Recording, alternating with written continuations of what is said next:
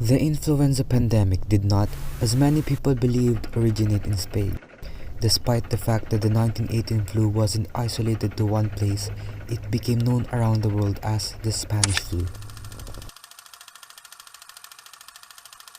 Influenza or flu is a virus that attacks the respiratory system.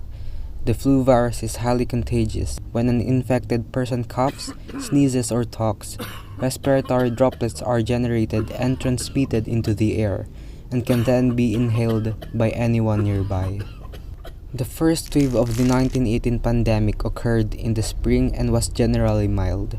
The sick who experienced such typical flu symptoms like chills, fever, and fatigue usually recovered after several days, and the number of reported deaths was low. However, a second highly contagious wave of the influenza appeared with a vengeance in the fall of that same year. Victims died within hours or days of developing symptoms. Their skins turned blue and their lungs was filled with fluid that caused them to suffocate. In just 1 year, 1918, the average life expectancy in America plummeted by a dozen years. It is unknown exactly where the particular strain of influenza that caused the pandemic came from. However, the 1918 flu was first observed in Europe, America, and areas of Asia before spreading to almost every other part of the planet within a matter of months. In fact, more US soldiers died from the 1918 flu than were killed in the battle during the war. 40% of the US Navy was hit with the flu, while 36% of the Army became ill, and troops moving around the world in crowded ships and trains helped to spread the killer virus.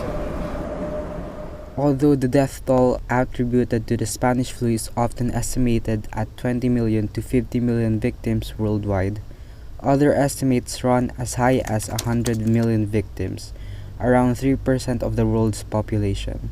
The exact numbers are impossible to know due to a lack of medical record keeping in many places. Without a vaccine or an approved treatment plan, it fell to local mayors and health officials to improvise plans to safeguard the safety of every individual. But how should modern society prepare against a resurgence of the global pandemic? To maximize your protections against a new disease, make sure you and your family are up to date on vaccines for known diseases. Countries are also encouraged to engage the whole of society for effective pandemic preparedness and response. Now that we are currently in a pandemic, let us make sure to stay home to save lives.